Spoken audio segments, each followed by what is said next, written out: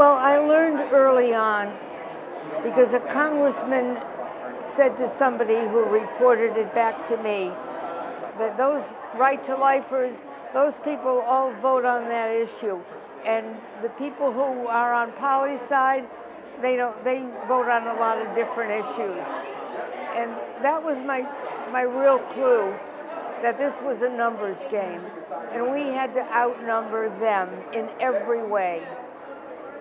And what we did was do a massive, systematic voter identification, canvassing, interviewing women voters on whether or not they supported abortion rights, whether they would vote on the basis of that issue for a candidate, and most importantly, would they cross party lines to vote for a candidate who supported legal abortion as opposed to somebody who did not. And that was the key to our success. And we turned the elected officials in Westchester County from 12 to 2 against abortion rights to 100% pro-abortion rights. And we also, another main thing is we asked candidates, we interviewed candidates and made endorsements.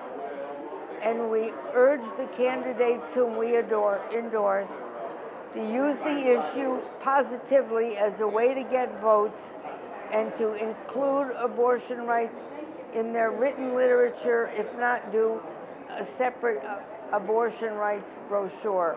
And we had the first one ever done in the nation, and we won that election.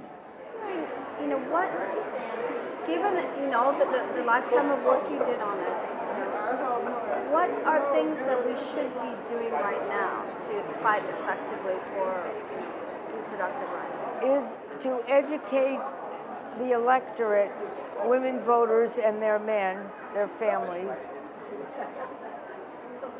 that this is a voting issue. It's the laws that they will be living by will be made by the people that they elect or don't elect.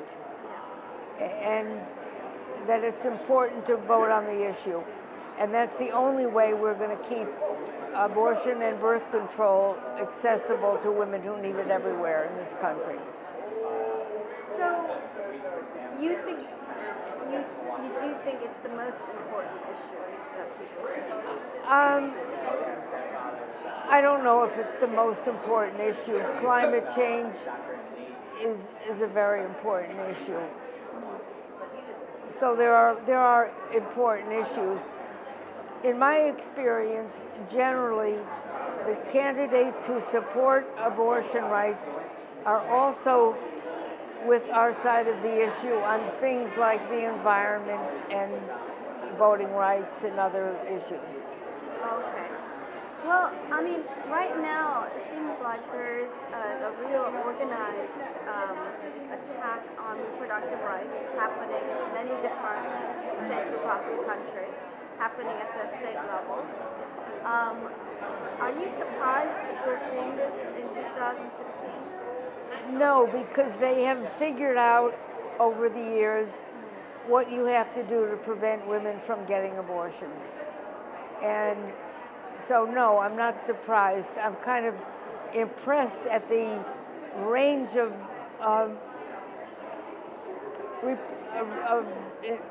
restrictions that they could put on, and what they thought of with these, what the clinic has to look like, a hospital with the size of the closets, the size of the hallways, when it's such a safe procedure. So no, I'm not surprised, but my eyes open I raise my eyebrows at every new thing. I mean, so what do you think is going to happen? How do you see it unfolding? I don't know the answer, because it could unfold that it could be much worse for women. Roe v. Wade could be overturned in the Supreme Court, possibly. So the appointment of judges is very critical to our issue. But the main thing is that women should vote on the issue. Women and their families should vote the issue. And in other words, never pull the lever for anybody who would take the rights away. When you sort of visualize who your opponent is, you know, who is your opponent? Well, we used to think that our main opponent was the Catholic Church, because that was who was behind the right to life and a lot of the early restrictions in the Hyde Amendment. But now I think it's become the Republican Party. And when people say, I don't vote the party, I vote the candidate, I now say it's important to vote the party, because if the Democrats are in charge, they will appoint the committees that handle the legislation. They assign the committee chairs, they assign the members of the committees. Who writes the legislation is important. So that's where it is now, is which party is in charge and which party gets to appoint the judges, write the laws, prosecute laws, assign, the attorneys general of the states is important, the judiciary committees everywhere from Congress on down. So that's what's important to us. So now that we know Donald Trump is the Republican nominee, it's most likely going to be Hillary Clinton as the Democrat nominee. There's going to be a lot of talk about women and women's rights, appealing to women, appealing to men.